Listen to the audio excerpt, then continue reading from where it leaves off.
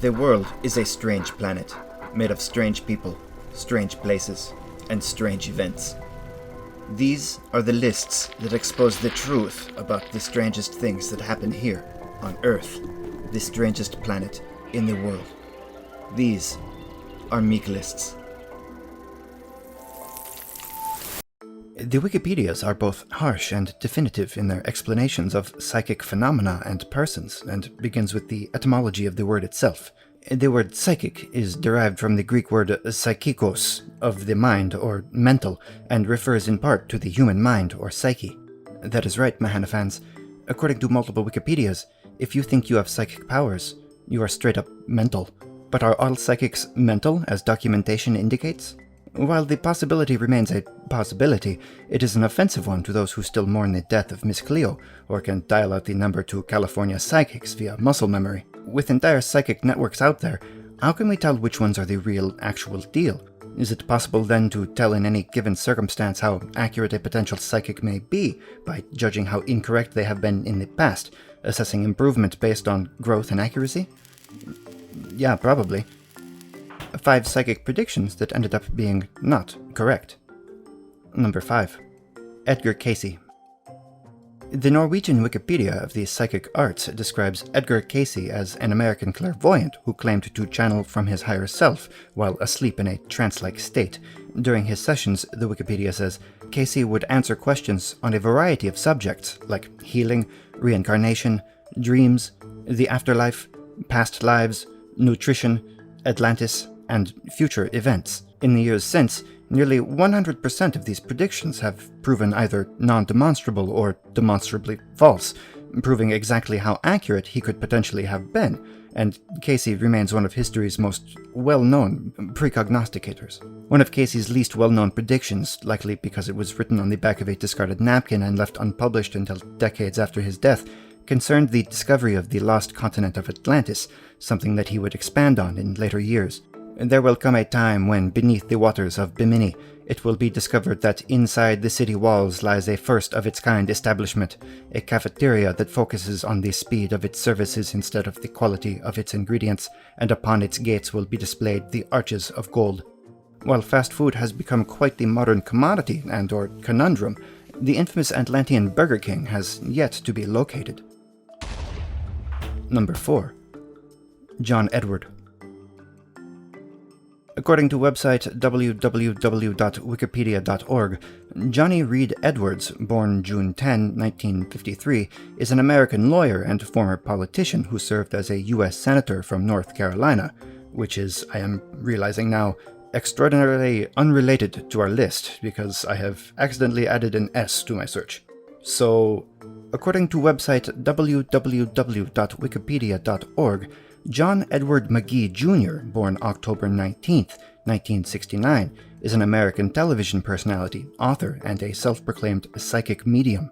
Edward has been caught red-handed multiple times lying to the grieving, editing hundreds of incorrect psychic guesses out of each episode of his show, and using hot reading techniques by farming information and later pretending to have it whispered into his ear by a victim's dead loved one, or some horse. His efforts were even recognized by Trey Parker and Matt Stone in the South Park episode The Biggest Douche in the World. So, as a dude that professionally scams cash from the vulnerable, why was Edward never offered a dream position in the political cabinet of twice-impeached Florida man Donald Trump? Unfortunately for Edward's political ambitions, a single prediction gone awry prevented him from crossing over. The prediction? That it would be a great idea to hustle the devastated family members of 9/11 victims for profit the month after the attacks occurred. It says Wikipedia, Steve Rosenberg, president of domestic television at Studios USA, the company that distributes Edward's program, had tentatively scheduled the programs to be broadcast during the November sweeps period, but news of the taping sparked a national outcry.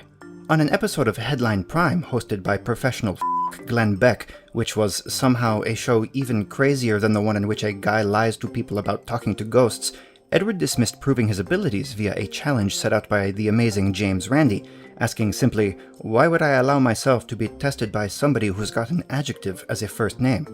Somehow, Edward does not seem to realize that at times, having an adjective for a first name can be much, much less embarrassing than having a certain noun for a first name.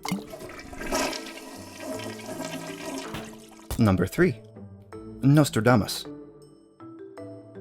Famous historical funny man Michael de Nostradamus, frequently Latinized as Nostradamus, was, according to the biographical Wikipedia entry under his name, a French astrologer, physician, and reputed seer who is best known for his book Les Prophéties, a collection of 942 poetic quatrains allegedly predicting future events.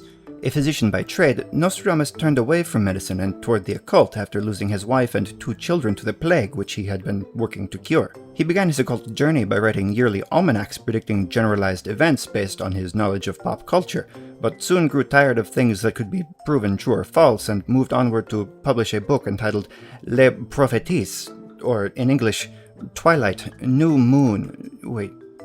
Jesse! Nostradamus moved onward to publish a book entitled Les Prophéties, or in English, The Prophecies, which received mixed reactions upon publication because of its total and complete vaguity. Unfortunately, due to weird publishing stuff at the time that you can look up for yourself for more detail, 58 of Nostradamus's quatrains have been completely forgotten, but one that has long been widely rumored and so believed to be real and not made up is the following, regarding events of the year 2018. 1 year later, vindication for triumphant Father John, regaining control of his round food empire.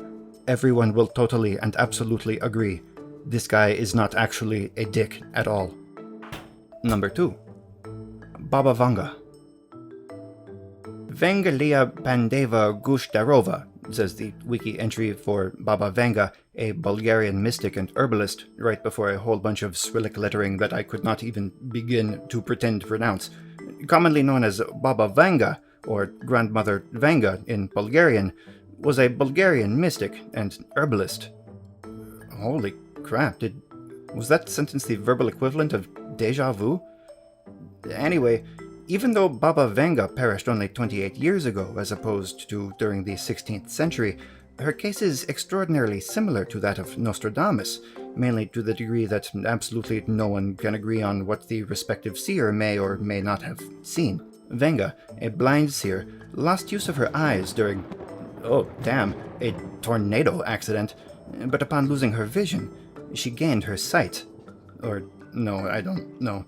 Vanga missed a number of predictions, among them the fact that World War III would be over by now instead of just beginning, that most of Europe would be deserted by 2016, and, some claim, her final prophecy that the Xbox Series X will be widely available in stores starting in November 2021.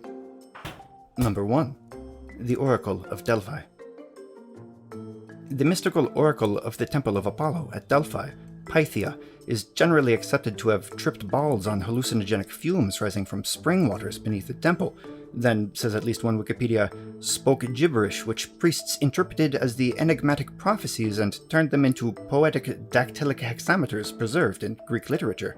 That basically tells you all you need to know about the next prophecy on our list, which scholars debated the validity of for thousands of years before being proven false only a handful of years ago.